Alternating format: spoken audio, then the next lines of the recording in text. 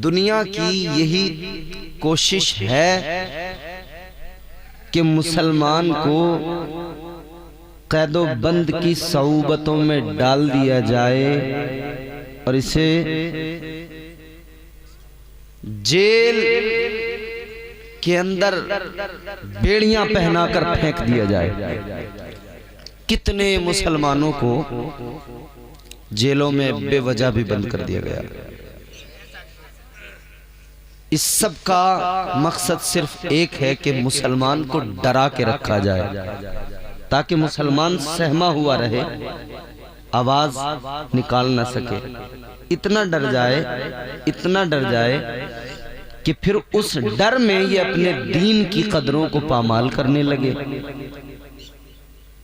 इसे अल्लाह के रास्ते में भी बुलाया जाए, दीन की तरफ इसे रग़बत दिलाई जाए तो इसके दिमाग पर वो खौफ इस दर्जा गालिब आ जाए कि ये वहां जाते हुए डरे। मगर जो सच्चा मुसलमान होता है कभी किसी से नहीं डरता। आज भी डराने की कोशिशें हैं, कल भी डराने की कोशिशें की गई थी। फारान की चोटी पे खड़े होकर मुस्तफा जाने रहमत ने एलाए कलिमतुल हक बयान फरमाया। ताजदारे मदीना वालिये कायनात मुस्तफा जाने रहमत ने अल्लाह ताला की तौहीद का ऐलान फरमाया। अल्लाह ने फरमाया या अय्युहन्नास कूलू, मेरे आका ने फरमाया या अय्युहन्नास कूलू ला इलाहा इल्लल्लाह। आका फरमाते हैं लोगों सुनो, जिनको तुम खुदा तसव्वुर करते हो वो खुदा नहीं। खुदा वो है कि जो अकेला है और उसी ने पूरी कायनात को पैदा फरमाया है, वही लायक़े इबादत है। यूं ही किसी के आगे न झुक जाओ, उसके आगे झुको। नतीजा मक्के के लोग सामने थे,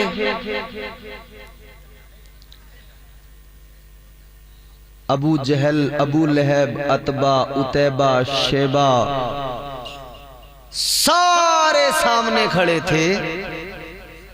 मगर कहने लगे ए मोहम्मद अरबी सल्लल्लाहु अलैहि वसल्लम, कहते हम आपको सच्चा मानते हैं, सादिकुल वादुल अमीन कहते हैं, मगर सुनो आप इसके अलावा जो भी बात कहेंगे हम मान लेंगे, मगर हम इस बात को नहीं मानेंगे। हुजूर ने दीन की दावत दी, इन्होंने कहा हम नहीं मानेंगे। एक अल्लाह की इबादत का मसला था। कहानी एक से शुरू होती है। कितने से? एक नंबर बड़ा इंपॉर्टेंट, इसकी बड़ी अहमियत है। मेरे मुस्तफा जाने रहमत के दीवानों गौर से सुनो। एक अल्लाह की इबादत की जब आका ने बात कही, कहानी एक से शुरू हुई। मुस्तफा जाने रहमत ने ऐलाने नबूवत फरमाया। आका ने फरमाया एक अल्लाह की इबादत करो, मगर सबने इनकार कर दिया, पीछे हट गए। उन्हीं लोगों के दरमियान से एक बच्चा निकल के आया, आगे बढ़ा और आगे आकर कहने लगा ए मोहम्मद सल्लल्लाहु ताला अलैहि वसल्लम, आपने जो कुछ भी कहा सच कहा, हक कहा। ये माने न माने, ये सारे लोग आपकी बात को तस्लीम करें या ना करें, मगर हाँ मैं कहता हूँ आप सच्चे, आप जिस दीन की दावत दे रहे हैं वो दीन सच्चा। वो बच्चा कहने लगा आप मुझे अपना कलमा पढ़ाइए, मैं आप पर ईमान लाता हूँ। एक अल्लाह की इबादत की बात एक ही निकल के आया। ये आने वाला सबसे पहले कलमा पढ़ने वाला ये कोई और नहीं, हैदरे कर्रार शेरे खुदा अलीजुल मुर्तजा थे। एक अल्लाह की इबादत की बात थी, एक हैदर कर्रार आए। मगर जब वो आए ना तो उनका आना हमें बड़े पैगाम देता है। दौर बड़ा खतरनाक था, आदमी जालिम बन गया था, बहुत बड़ा वाला। दौर बड़ा खतरनाक था। आप बारहा उस दौर के बारे में सुनते रहते हैं। मगर मेरे अजीजों गौर फरमाइए, इतने मुश्किल दौर के अंदर मालूम था सबको, जो भी इनका कलमा पढ़ेगा, जो भी इनकी तायीद करेगा, जो भी इस दीन को मानेगा, मालूम था उस पर सख्तियां की जाएंगी, उसे सताया जाएगा, मारा पीटा जाएगा, जुल्म किया जाएगा, डराया जाएगा। लेकिन ये सब जानते हुए भी मौला अली ने कलमा पढ़ लिया, आका पर ईमान लाए। मौला अली का ईमान लाना क़यामत तक के मुसलमानों को ये पैगाम देता है, अगर तुम हैदर कर्रार को मानते हो, अगर तुम अली शेरे खुदा के मानने वाले हो, तो याद रखना सारा जमाना मुखालिफ हो, मगर तुम कभी डरना नहीं, बुज़दिली का मुजाहिरा नहीं करना। बात हक की आए, बात सच की आए, हजारों के दरमियान अकेले आना और हक की तायीद करना, अपनी आवाज बुलंद कर देना, ये मौला अली का ईमान लाना दुनिया को, तमाम उम्मत को पैगाम दे रहा है। मौला अली तारीख उठाकर देखी, कभी किसी महाज पर, कभी किसी मौके पर, कभी किसी मैदान में कभी डरे नहीं, बल्कि बड़े बड़े जालिम, बड़े बड़े दुश्मन डर के भागते नजर आए, घबराते हुए नजर आए। मौला अली का ईमान लाना उम्मत को पैगाम देता है कि बुज़दिल कभी मत बनना, भले सारा जमाना तुम्हारे मुखालिफ। आज हमारे यहाँ ये भी एक शिकायत है लोगों की कि भाई मौलाना क्या करें, हालात देखो कैसे हैं। और हमारे यहाँ गांवों में जो छोटी छोटी प्रधानियां हैं, वो इमाम से आके कह रही हैं, इमाम साहब जरा हिसाब से काम करो, पता नहीं है तुम्हें सरकार किसकी है। और प्रधान की चौपाल पे बैठ के फ्री की चाय पीने वाला चमचा मौलवियों को समझाता, मौलाना हालात नहीं देख रहे कैसे हालात हैं, तुम्हें क्या पता, तुम तो मस्जिद के अंदर रहने वाले आदमी हो, तुम क्या जानो हालात क्या है। अबे जालिम, मुफ्त की चाय पी पी के तू तो बुज़दिल बन गया, तू अपने आलिम को भी बुज़दिल बनाना चाहता है? बे हया करो ना। आलिमों को बुज़दिल बनाने की कोशिश करने वाले चमचों, जरा कान खोल कर सुन लो, गौर से सुन लो। तुम इन आलिमों को बेवकूफ समझते हो, कहते हो तुम्हें मस्जिद के बाहर क्या मालूम। ओ जाहिलो सुन लो, कल सियासत मस्जिदों से हुई तो इस्लाम सारी दुनिया में फैल गया। आज तेरी चौपाल पे सियासत पहुंची, आज तूने गांव के गांव बुज़दिल बना दिए। तू सिवाय डराने के कुछ और काम नहीं करता, क्योंकि तुझे आदत जो पड़ी है डराने की।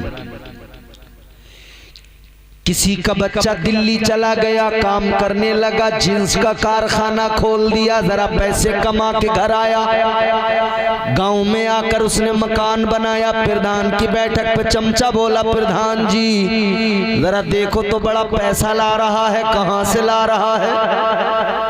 कह रहे हाँ यार बात तो सही है, कहीं 2 नंबर का काम तो नहीं करने लगा ये, भले एकदम कहां से आ गया इस पे। तो किसी काम से अगर सिपाही आ गया तो सिपाही से कह रहे हैं कि सिपाही, पुलिस वाले से सिपाही से कि देखो जरा नजर रखना इस आदमी पे। बोले मुझे कुछ गड़बड़ लग रहा है इसका मामला है। ओ खुदा के लिए ऐसा जुल्म न ढाओ, ऐसा सितम न करो, अपनी आखिरत की फिक्र करो, न खुद बुज़दिल बनो न कौम को बुज़दिल बनाओ। याद रखना आज तुम कहते हो जमाना हमारे खिलाफ था, जब एक ने कलमा पढ़ा था तब भी सारा मक्का उस एक के भी खिलाफ था, और कलमा पढ़ाने वाले मेरे आका के भी खिलाफ था। सारा मक्का, सारे चोटी के बड़े बड़े अमीर लोग, सरदार, सब मुखालिफ थे। लेकिन मेरे आका ने मिशन शुरू कर दिया। अब कलमा पढ़ने वाले देखो कौन आए, गरीब लोग, बिलाल हबशी जैसे गरीब गुलाम,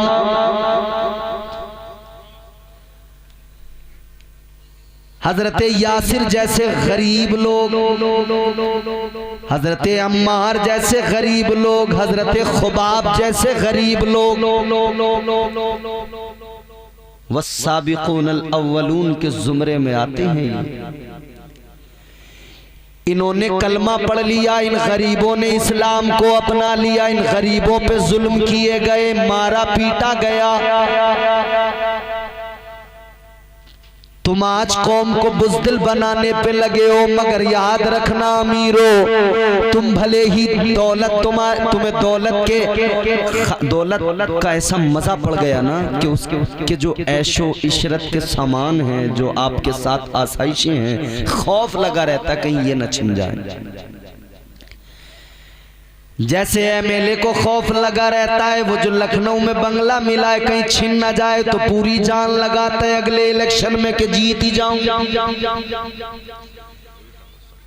एमपी को खौफ लगा रहता है दिल्ली वाला बंगला न छिन जाए, वो जो गार्ड मिले हैं, वो जो मजे की जिंदगी मिली है कहीं चली न जाए तो पूरी ताकत लगा देता है। घर घर जाके हाथ जोड़ लेता है, घर घर जाके लोगों के पैर पकड़ लेता है, घर घर जाके गरीबों के घर में बैठ के चाय पी लेता है, गरीबों की चारपाई पे बैठ जाता है। किस लिए? उसे वो ऐशो आराम चाहिए। लेकिन जब जीत जाता है फिर यही गरीब उसके दरवाजे पे आता है, उसे अपने पास वाली कुर्सी तक पे ये नेता बिठाने को तैयार नहीं होता। कल तो उसके घर की चाय पी रहा था, आज तो पानी भी उसे डिस्पोजल में पिला रहा है। कह रहा है मेरे घर का गिलास इसके मुंह पर न लग जाए, मेरे घर का गिलास गंदा हो जाएगा, मेरे घर के फर्श पे इसके पैर पड़ेंगे, ये मेरे घर का फर्श गंदा हो जाएगा, मेरी बाहर बैठक पे चौपाल पे बिठा दो, आने न देना, दूर से बात करेगा। और वो भी इल्ला माशाअल्लाह, कई तो ऐसे कि हफ्तों हफ्तों गुजर जाए, मिलने का टाइम नहीं देते। मगर इतना याद रखना मेरे अजीजों, ये मालदार लोग, इन्हें डर लगा रहता है ये ऐशो इशरत के जो असबाब है चले न जाए, ये दौलत कहीं चली न जाए। मगर गरीब को कोई डर नहीं होता। गरीब के पास होता क्या है जिसका डर लगे? एक जान ही तो होती है, एक जिंदगी ही तो होती है। वो गरीब कहता है ये जान रहे न रहे, मगर मेरे आका का दिया हुआ ईमान रहना चाहिए।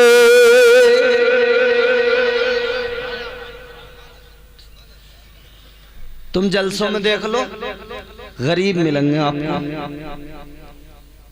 चंदा गरीब ऐसे देगा कि जितनी हैसियत होगी बगैर कुछ कहे दे देगा, और मालदार पूरी जिरे करेगा। लड़के कमेटी बना ले, चंदा करने चले जाए मालदार साहब के यहाँ किसी के, कि वो सब चंदे के लिए आए, हम जलसा करा रहे हैं। वह बोले क्या करोगे जलसा करा के? खामगा पैसा बर्बाद करोगे? क्या हो रहा है जलसे से? अरे गिन्ना साहब कुछ जरा अल्लाह रसूल का जिक्र हो जाएगा महल्ले में, बस्ती में।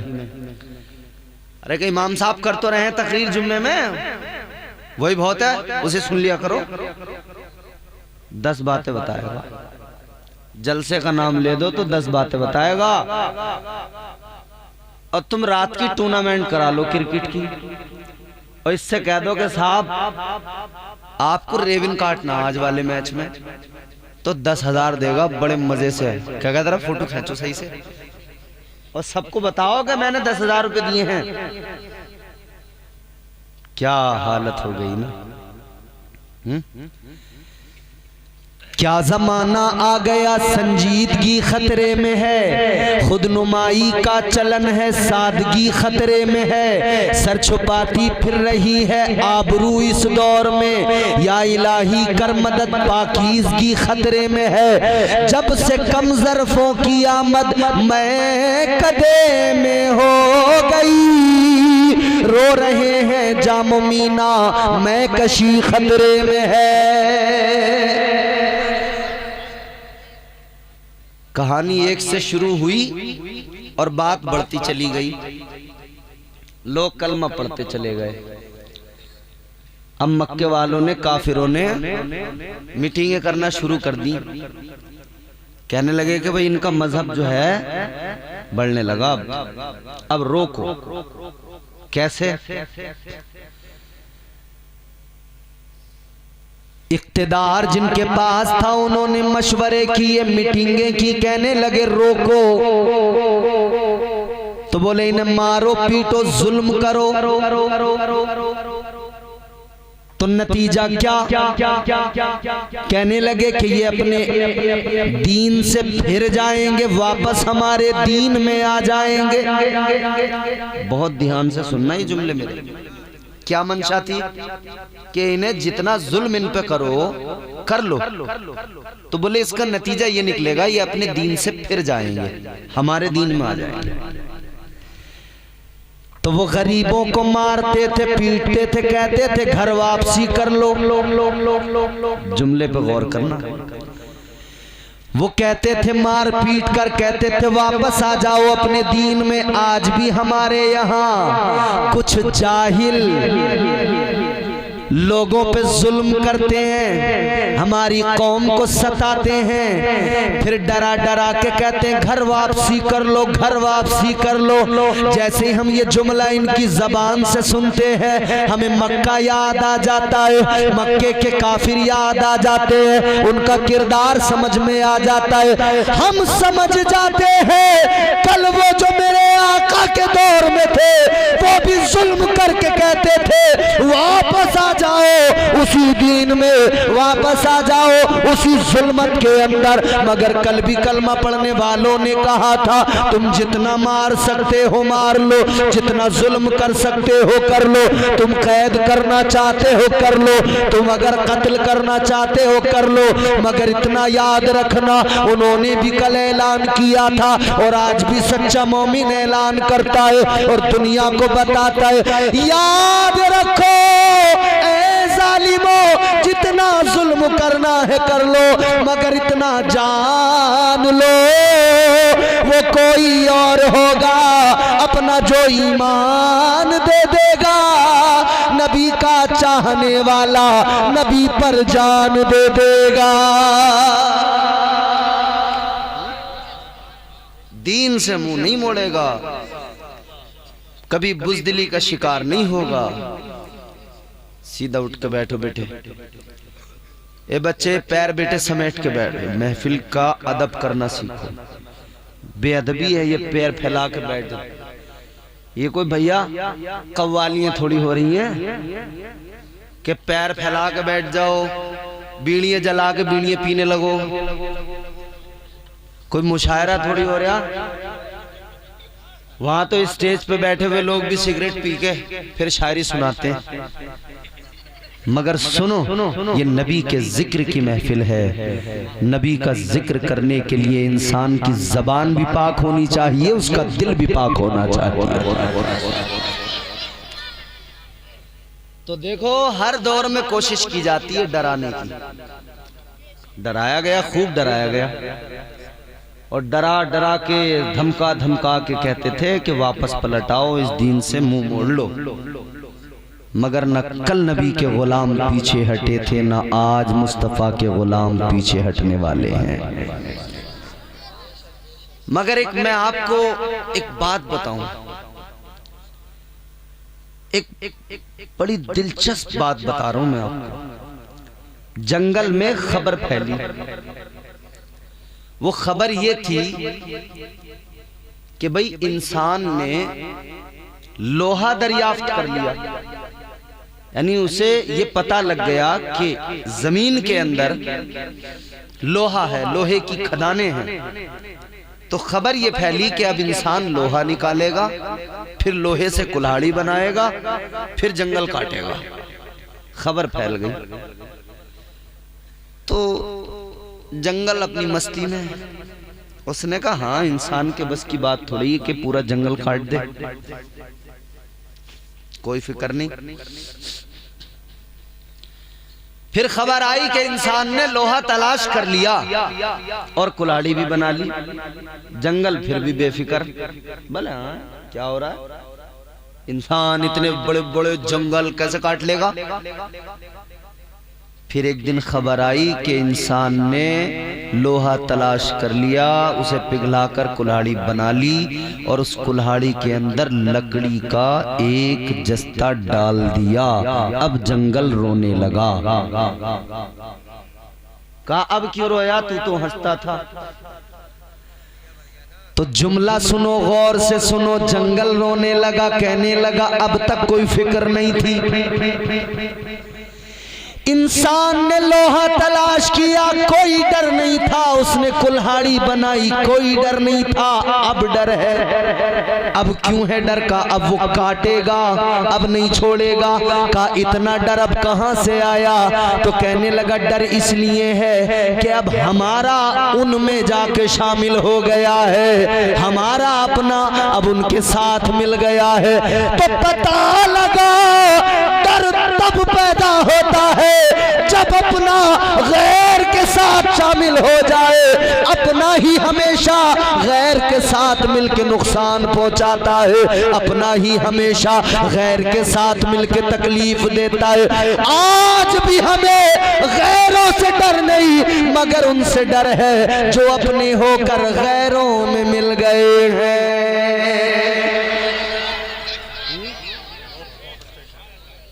यही तो डरा रहे हैं, यही तो डरा रहे हैं। अरे तुम्हें पता ना मौलाना कितना माहौल खराब है, चुपचाप अपनी इमामती कर लो, नमाजी पढ़ा लो। तुम्हें क्या मतलब है गांव की सियासत से? जब तक ये मस्जिद का इमाम गांव की सियासत से मतलब नहीं रखेगा, गांव में हमेशा आग ही लगा रही, आग ही लगी रहेगी नफरत की, कभी आग बुझ नहीं पाएगी। कब से कर रहे हो आप सियासत? कितने साल हो गए? 70-75 साल हो गए ना आपको सियासत करते हुए। 800 साल तुर्काने तैमूरी यहाँ हुकूमत करते रहे। अलग अलग नाम, अलग अलग शक्लें, अलग अलग चेहरे।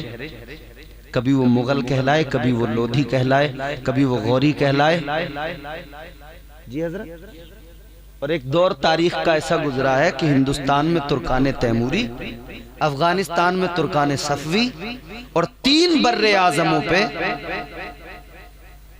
जो हुकूमत कर रहे थे वो सल्जोक, एक सल्तनत थी सल्जोकी भी, तुर्काने सल्जोकी भी हुकूमत कर रहे थे, और तुर्काने उस्मानी, इन्होंने 3 बर्रे आजमों पे हुकूमत की। कैसा दौर था, समझ रहे हैं? हुकूमतें खत्म हो गई, सियासत आ गई अब गांव में। अब सियासत आ गई मालदारों में। अब इन्होंने सियासत शुरू की, 75-76 साल हो गए। क्या नतीजा निकला? एक गांव में 2 पार्टी कम से कम। और मैं गैरों की बात नहीं कर रहा साहब, अपनी बात कर रहा हूं। हमारे अपने लोग, कुछ समाजवादी वाले हैं, कुछ बीएसपी वाले हैं। अब वो बीएसपी वाले कभी बीएसपी को कमजोर देखा तो किसी दूसरी में उन्होंने अपना जुगाड़ लगाया। वो बहरहाल कुल मिला के ये है कि वो अगर न्यूट्रल भी हैं, किसी पार्टी में भी नहीं है, तब भी ग्रुप 2 ही बने हुए हैं। पक्ष और विपक्ष जैसे संसद में होता है वो गांव की प्रधानी में भी है साहब। एक ग्रुप वो है जो गांव की प्रधान की मुवाफिकत में है, एक वो है जो मुखालफत में है। दो गिरोह हैं, दो ग्रुप हैं हर गांव में। चलो यहाँ तक तो समझ में आता है कि साहब एक बंदा अगर इख्तिदार में है तो दूसरे लोग उसकी इस्लाह के लिए होने चाहिए, मगर ये इस्लाह के लिए होने चाहिए, दुश्मनी के लिए नहीं होने चाहिए। तो जब 75 साल में तुम अपनी बैठकों पर सियासत को लेकर गए तो तुमने मुसलमानों में दो गिरोह बना दिए। और जब तक ये सियासत मस्जिदों में थी, हजरत उमर फारूक आजम खलीफा इस्लाम थे, तो जानते हो नमाज पढ़ाते थे मदीना शरीफ में, मस्जिद नबवी शरीफ में मुसल्ले पे, और आधी दुनिया हजरत उमर के हुक्म को सुनकर वैसा ही अमल करती थी। तो सियासत कौन सी दमदार थी साहब, ये या वो? अब ये बेचारे इमाम लोग, मुकर्रिर लोग बताते फिर रहे हैं, कोई सुनने वाला नहीं। अच्छा मैं तुम्हें एक मुकर्रिर का नाम बताता हूँ। ए बच्चों, आराम से बैठो। एक मुकर्रिर का नाम बता रहा हूँ। तारीख में एक ऐसा मुकर्रिर गुजरा है कि उसकी छोटी सी तकरीर है। कितनी छोटी तकरीर है? इतनी छोटी तकरीर है हजरत कि अगर आप कलम लेकर अपनी कॉपी में उस तकरीर को लिखने लगो तो 2-3 लाइनों में आप लिख लोगे। इतनी छोटी तकरीर है, मगर उस तकरीर ने काम कितना बड़ा किया था। एक मुकर्रिर, छोटी सी तकरीर सुनो। मुकर्रिर का नाम बता दूं पहले मैं। मुकर्रिर का नाम है हजरत तारिक बिन जियाद।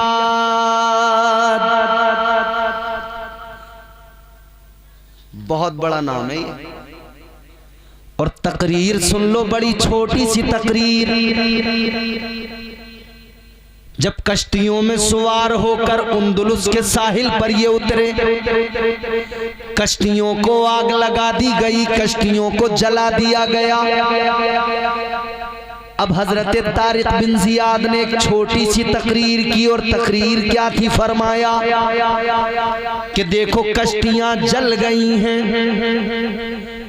आगे से दुश्मन है, 1 लाख की तादाद या उससे ज्यादा, और मुकाबले में कितने? 1 लाख के मुकाबले में कितने आए हैं? 7000। हजरत तारिक बिन जियाद ने फरमाया सुनो, आगे दुश्मन बड़ी तादाद में है, यकीनन देखकर लगता है कि हम इनका मुकाबला हरगिज नहीं कर पाएंगे। अगर ये एक बारगी टूट पड़े तो ये यकीनन अपनी तलवारों की धार से हमें जो है यकीनन नुकसान पहुंचाएंगे।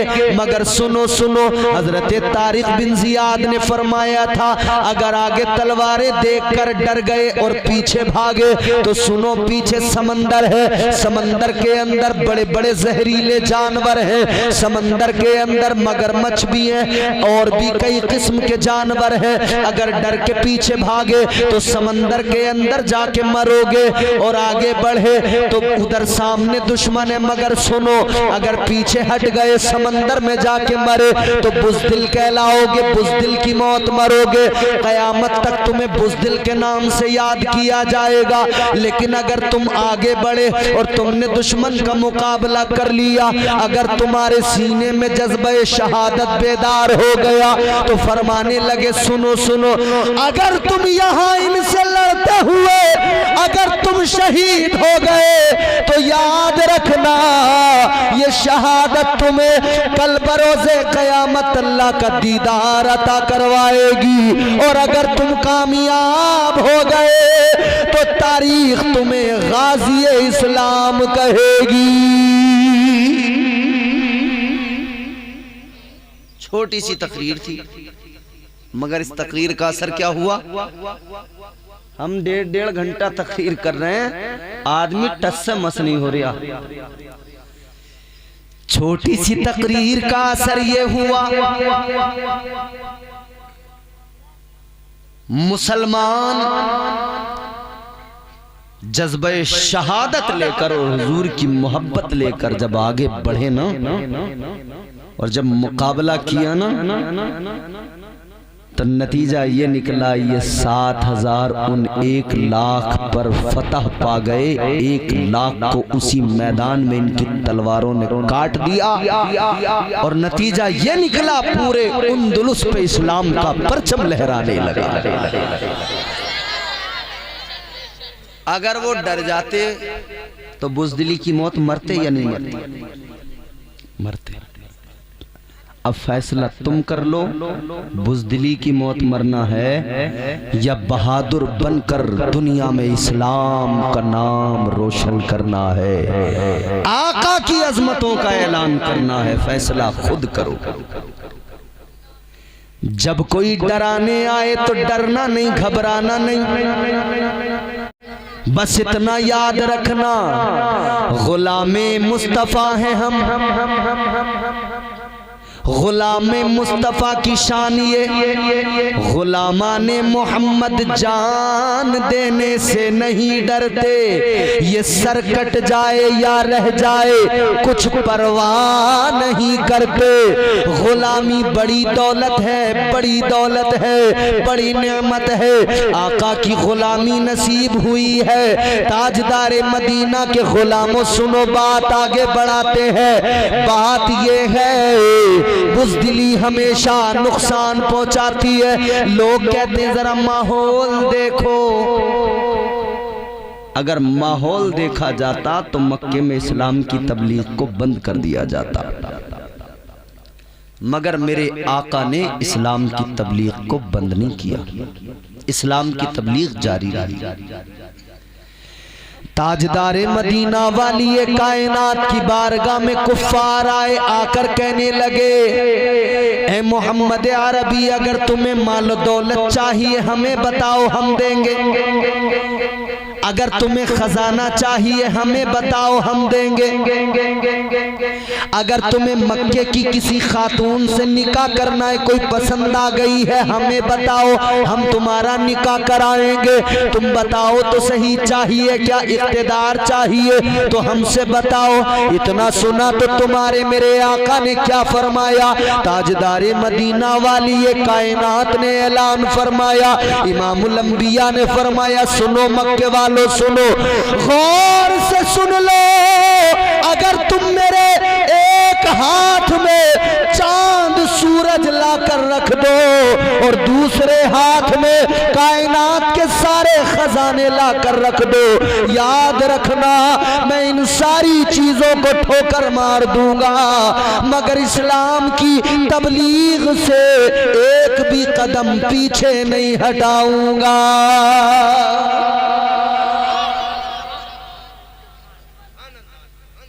अब जुल्म बढ़ने लगे,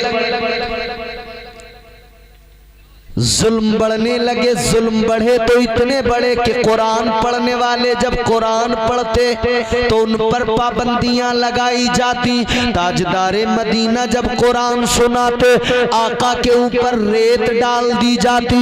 एक मर्तबा आका ने कुरान पढ़ा, एक मौका ऐसा मुस्तफ़ा ने लोगों को कुरान सुनाया। इन्होंने जालिमों ने क्या किया?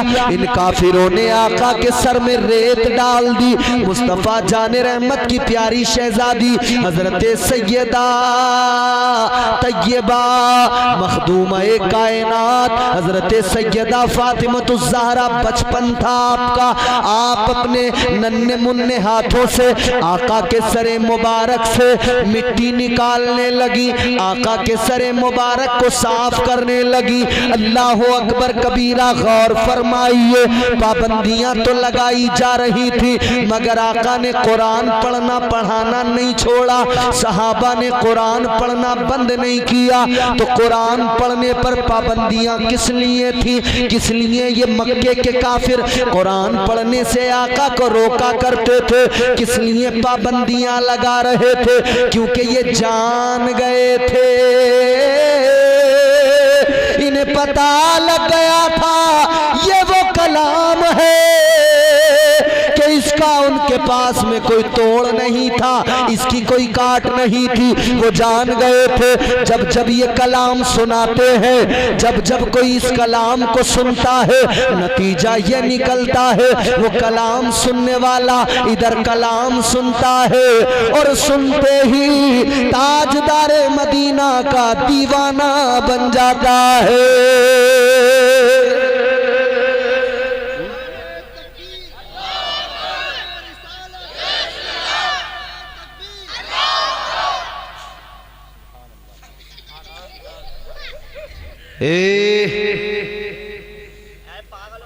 खामोश बैठो बेटे। देखो, बच्चों की तरबियत पर ध्यान दिया करो। हमारे बच्चे आजकल हमारे मुआशरे में ये बड़ी खराबी है, हमारे बच्चे तहजीब, तमीज, अदब, लिहाज ये हमारे बच्चों के पास नहीं है। जानते हो क्यों नहीं है? वो इसलिए नहीं है कि इस्लामी तालीम हमारे मुआशरे में फिल वक्त नहीं है। बात वही है, जब तरबियत आप नहीं करेंगे, इन्हें इस्लाम नहीं सिखाएंगे, तो ये जाहिर है फिर जो देखेंगे वैसे ही बन जाएंगे। बहरहाल अब गौर फरमाइए। अब दूसरी बात यहां से एक और बिल्कुल गौर से तवज्जो से समझ लो। अब मैंने कहा कि साहब डरना नहीं है, बुज़दिल नहीं बनना है, तो इसका मतलब हरगिज हरगिज ये भी नहीं होता है कि तुम्हें लड़ाइयां करनी है, झगड़े करने हैं। कभी तुम ये सोचने लगो कि साहब मौलाना इम्तियाज बरकाती ने आके कह दिया कि डरना नहीं है, तो बोले अब तो भूस भर देंगे हम, अब तो बोले कोई आए हमारे नहीं। इसका मतलब ये नहीं है कि आप किसी से लड़ो बेवजह। ना डरने का मतलब यह है कि बस आप अपने दिल से कुफ्र बातिल का खौफ निकाल कर अपने रब के हो जाओ। वो चाहते हैं तुम अल्लाह उसके रसूल से दूर करना, तुम अल्लाह और उसके रसूल के करीब हो जाओ। वो चाहते हैं तुम्हें मस्जिदों से पीछे हटाना, मस्जिदों से रोकना, तुम मस्जिदों में खूब जाओ, नमाजें पढ़ो। ये उनके मिशन को फेल करने का काम है। लड़ना नहीं है तुम्हें, इस्लाम सिखाता ही नहीं लड़ना। कई हैं इस्लामोफोबिया का ट्रेंड चलाने वाले कजफहम जाहिल लोग कह रहे हैं कि साहब इस्लाम जब आया तो उन्होंने कहा कि साहब हिंदुस्तान में कहा गया कि साहब हिंदुस्तान में जब इस्लाम आया तो साहब घोड़े पे इस्लाम लाने वाला घोड़े पे सवार होके आया और इस तरह इस्लाम लाया कि उसके एक हाथ में तलवार थी, एक हाथ में कुरान था। तो उससे ये पूछो कि जब एक हाथ में तलवार थी, एक हाथ में कुरान था, तो घोड़ा कौन चला रहा था? अबे दोनों हाथ तो उसके घिरे हुए थे, तो घोड़ा किसने चलाया? तो पता लगा कि झूठ इसका यहीं पकड़ा गया, साफ साफ झूठ है। इस्लाम न घोड़े पे आया, न तलवार हाथ में, ना कोई ऐसा इस्लाम का मामला रहा है कि इस्लाम नफरत लेके आया हो। इस्लाम आया तो अमन लेके आया, इस्लाम आया तो प्यार लेके आया, इस्लाम आया तो मोहब्बत साथ लेके आया। पूरी दुनिया में, पूरी दुनिया में